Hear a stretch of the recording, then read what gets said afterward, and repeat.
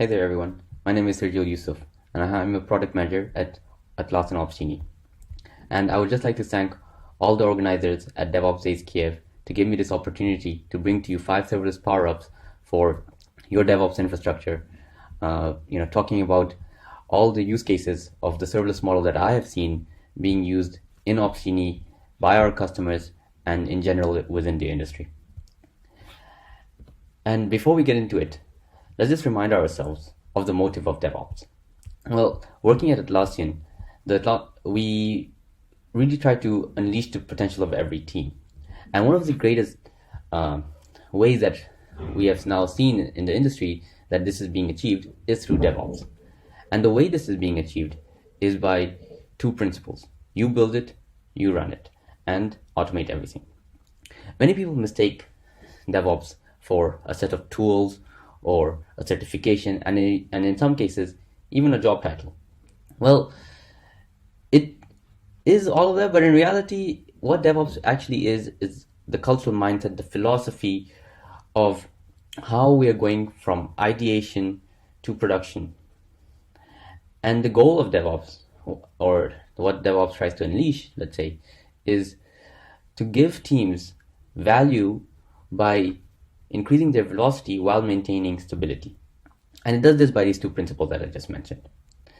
With the first one, you build it, you run it, the whole goal over here is to break down silos. In a world without DevOps, we have seen that a lot of disruptions happens in the way we deploy our systems, go to production, simply due to communication gaps. When developers throw code over the wall to ops, there's this gap in understanding of how the system is actually running, and if ops is meant to run the code, then it really does benefit knowing how it is actually built. So by breaking down silos, those who are responsible for building the systems are also then responsible for running it. It promotes a left shift, right? Automate everything, the second principle that I want to touch on, facilitates this left shift. Well, simply because if those who are now building the system are also responsible for running it, then that's a lot of responsibilities. By being able to automate a lot of the DevOps pipeline, it allows the developers to focus on the business code rather than putting all their time and effort in actually trying to run it, right? So why then is the serverless model beneficial for the DevOps pipeline, considering these 2 principles that we just went over? Well, the serverless model has 3 major benefits: being fully managed, scalable, and pay-as-you-go.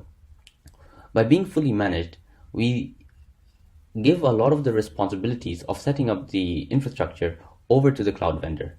By handing over or delegating these responsibilities to the cloud vendor, developers reduce the load on them, or those building the systems reduce the load on them, or the responsibility of them of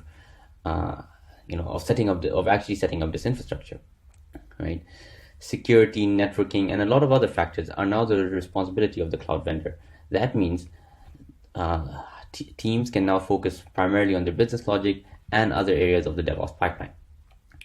Scalability or auto-scalability, let's say, is one of those inherent benefits of the serverless model and one of the greatest motives of adopting serverless. For DevOps, what that means is that it allows us to not think about whether our systems are scalable enough.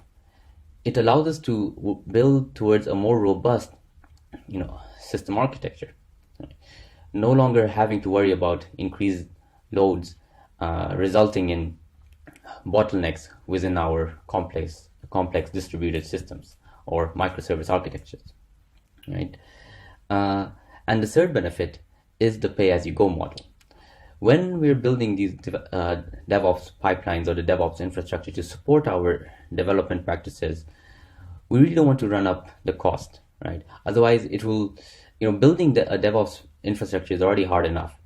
Adding the factor of cost or high cost, let's say, is just another demotivating factor of actually progressing towards a DevOps culture within the organization team or team, right? So that's why we see serverless as a perfect friend for a DevOps practicing team or organization. So in the next 5 minutes, I want to dive into 5 use cases that I have seen work for DevOps practicing teams built or focused around a serverless, the serverless model. One of the first use case that I want to jump into is performance monitoring.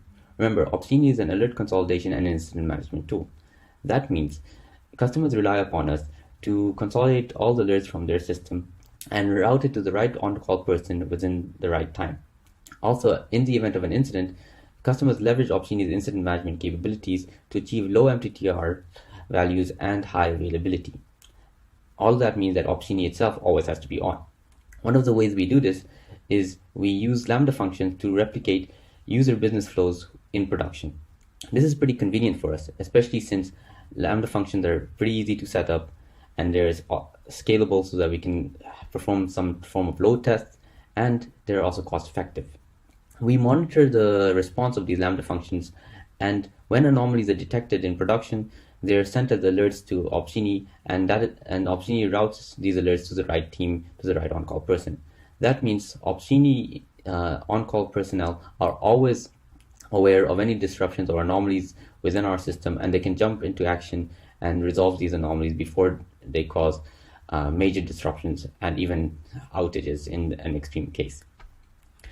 Talking about resolution, I also want to then go on to automated resolution. And the way I've seen many customers achieve this is by leveraging the event bridge integration with Opsgenie.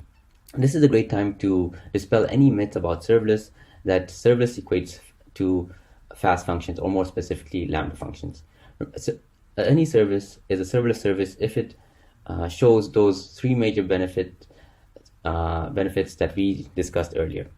So in this case, what I've seen many customers do is, with the various monitoring tool integrations into Opsgenie, they trigger these alerts, or they use these alerts as event triggers for Event Bridge, which then sends events to the right area of their AWS infrastructure as per the event rules that they have configured, right?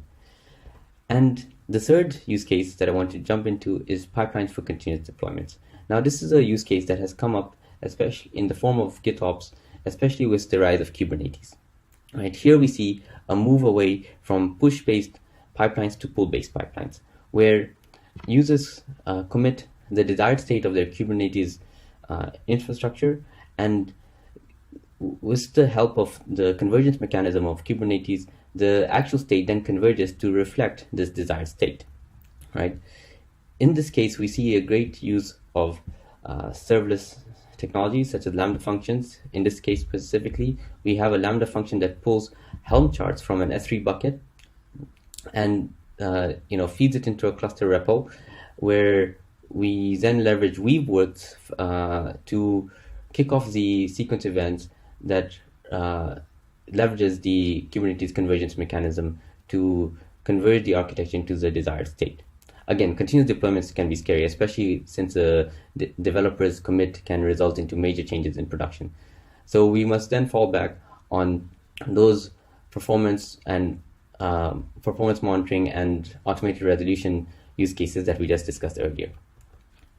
The fourth use case that I want to jump into is CHATOPS, and this is an amazing use case. And the way I've seen many people and many teams use this is using Slack commands that trigger event bridge events.